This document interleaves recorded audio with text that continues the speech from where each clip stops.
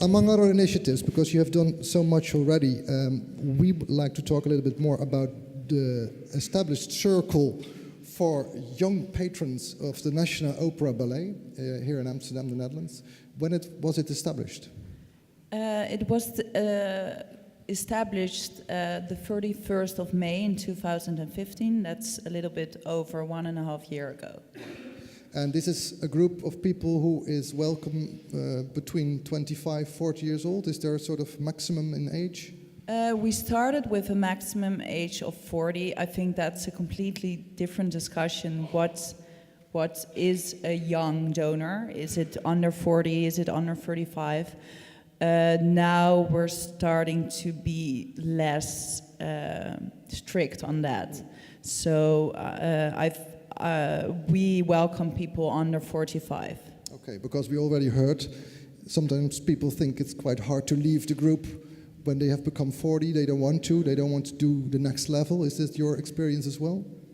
I cannot really say anything about that experience yet because we only started 1.5 years ago. So the people that joined our circle are not yet ready to actually go to the next level because you join the Young Patron Circle for a period of 5 years, also to get the tax benefits.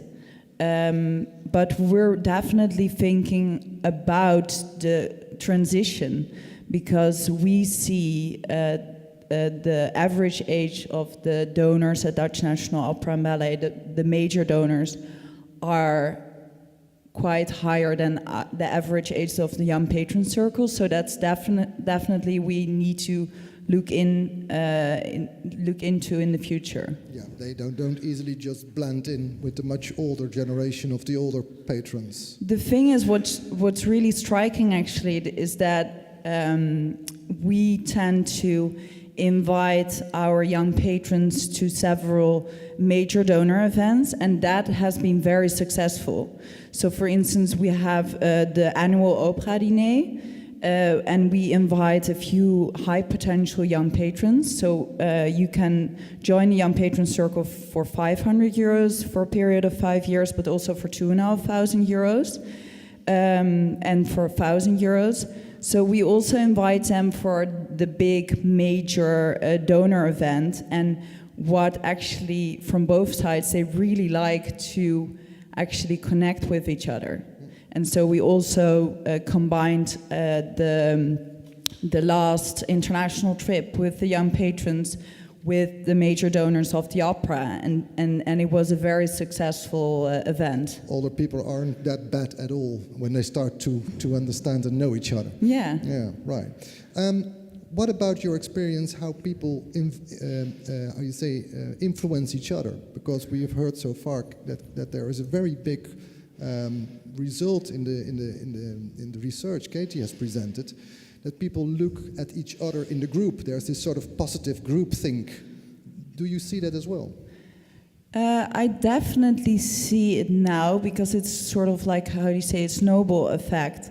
Because when you start a group, you start with your own network and you start with the network of, so we started with a steering committee. So I try to get a most diverse group of people that run the Young Patron Circle together with me.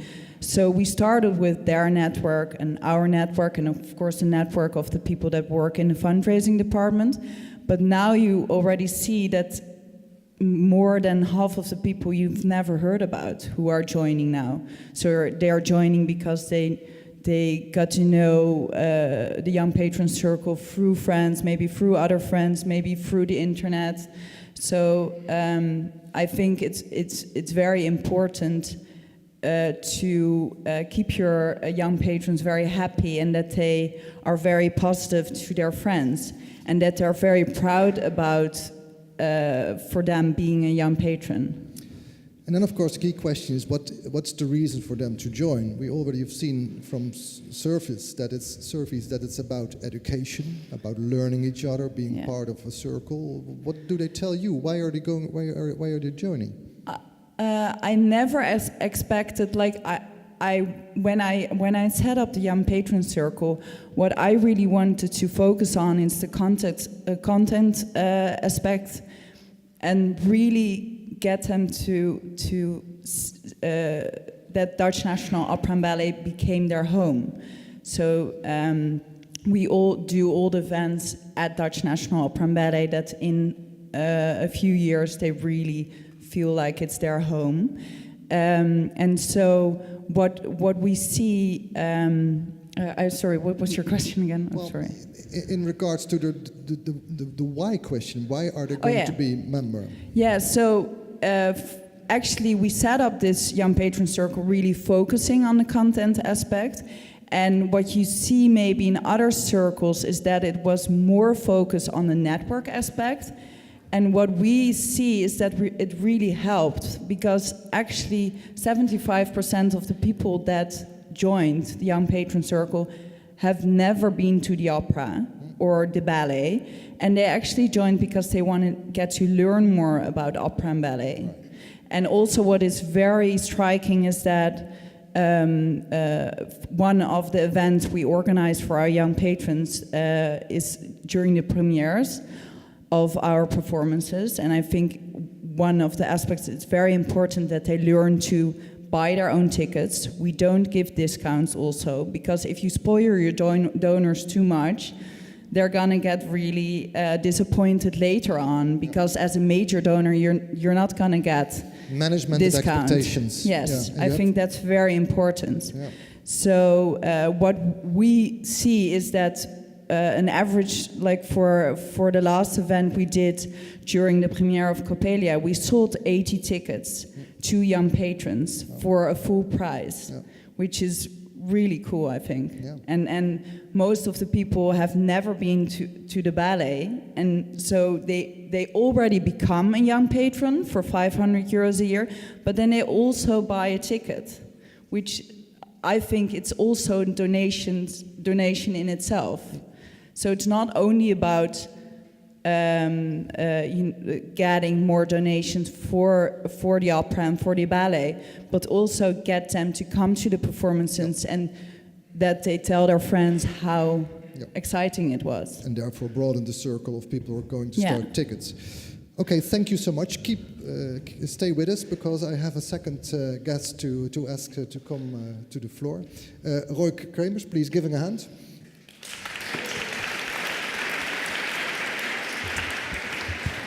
You have your mic as well. You are the founder of the crowdfunding site For the Kunst, forthearts.nl. Can you first of all tell us a little bit more about this crowdfunding site? What does it do? Who is going to be a member, or is this a membership structure? Yeah, well, For the Kunst, I initiated it while working at the Amsterdam Fund for the Arts, which is a public art fund in Amsterdam. Well, the idea started in 2009. We launched our website on the 4th of November 2010, so that's more than 6 years ago. And we were in the middle of, well, the announcements of the cuts on the arts. And we were we were an early crowdfunding website, so when we started it was really new. Right now it's quite common. We've been there for 6 years, and more than 13 million euros has been donated to more than 2,000 projects.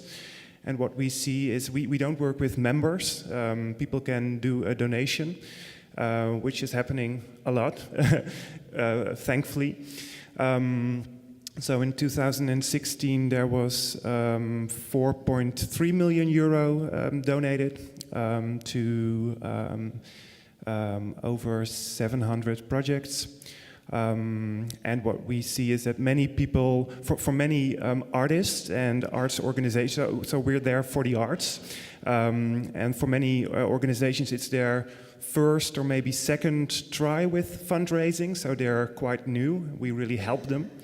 And for many donors, it's their first experience in giving to the arts. Yes, but talking about your donors, can you give us a sort of more specifically about their age, their income, etc.? Yeah, that's really diverse because we're like a really broad platform.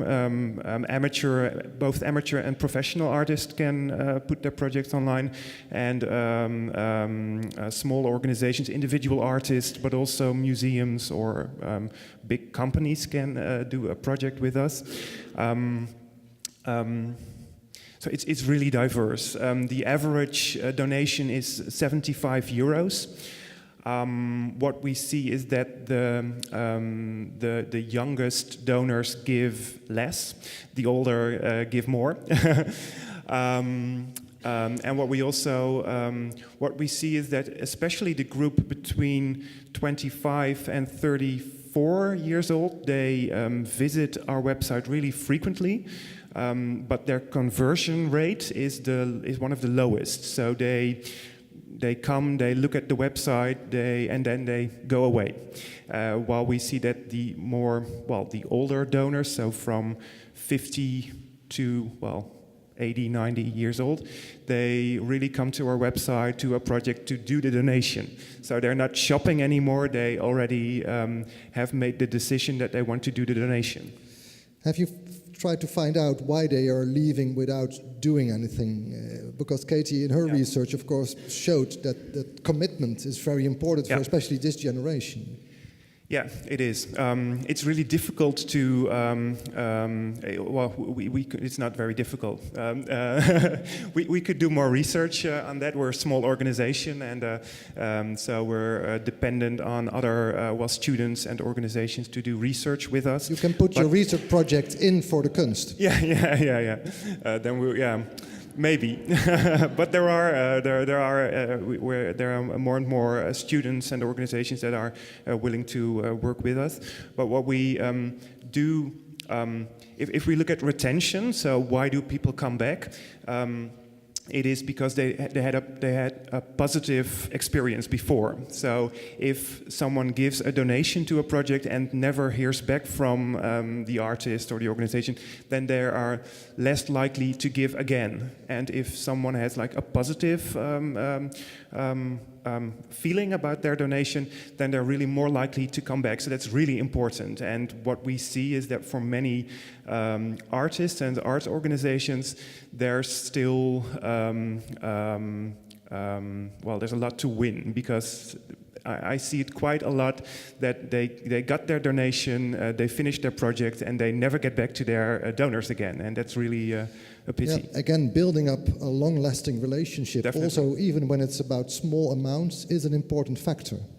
Yeah, because what we always tell is, well, if you want to raise 10,000 euros, that's for artists, that can be a lot of money, but the money is quickly spent, but the donors who give the money, they will be there. And if you don't do an effort to ask them anything, you don't have to ask them for money again. You can also keep them informed, and then it's more easy to ask them again for some help later on. Okay, Stephanie, is that important for your circle as well, to keep them informed about what is going to happen with the money they have raised?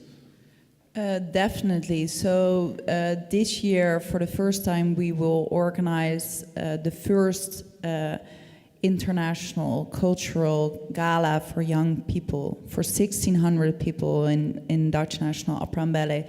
And then we will announce where the money will go to, that the young patrons actually donated.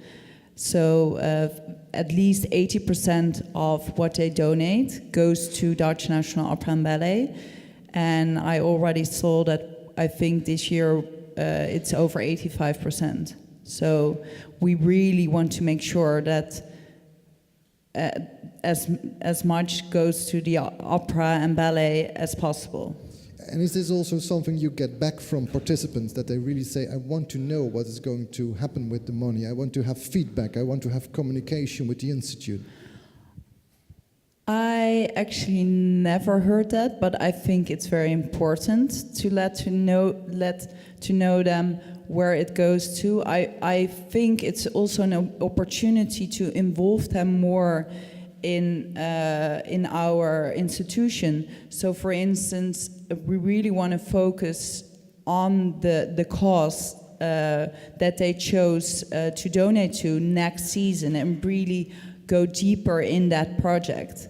I think it's really important to listen what our donors think is important. Some donors, they need a little bit more attention, so I would call them up and say, hey, do you want to go to a ballet class, or I will have a coffee. But some young patrons, they actually never come to events, but I rather have them at all the events, of course, because if you get them more involved, they will tell all their friends and their family, and they will be more likely to maybe upgrade when they get a little bit older. Yeah. Roy, do you have a sort of upgrade ideal behind your initiative? Do you want to bring other people in by using the friend by friend principle? Yeah, well, it's in crowdfunding it already works that way. As an artist or organization, if you want to start a crowdfunding campaign, it's really important that you start with your inner circle, and from there you can grow. But it's also happening with our website, or of course our aim is to, if we look at the philanthropy field, in the Netherlands you have like the Prins Bernhard Cultuurfonds, which is the major fund for philanthropy, and we see ourselves as a sort, well, the nursery of for instance, the bigger organizations.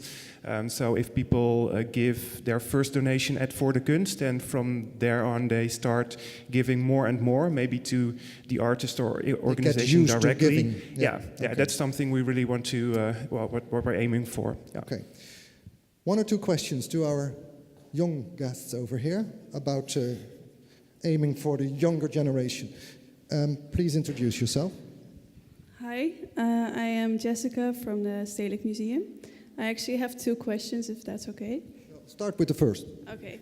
Well, about this upgrading, I was actually wondering if maybe Kathy, right, or Katie, if your research could provide us any insight on that. Because it's a challenge for us, and also I think for the Louvre, for example. Well, the upgrading, I think you mean the moment they step from out the 40 to the 40 plus circle, right?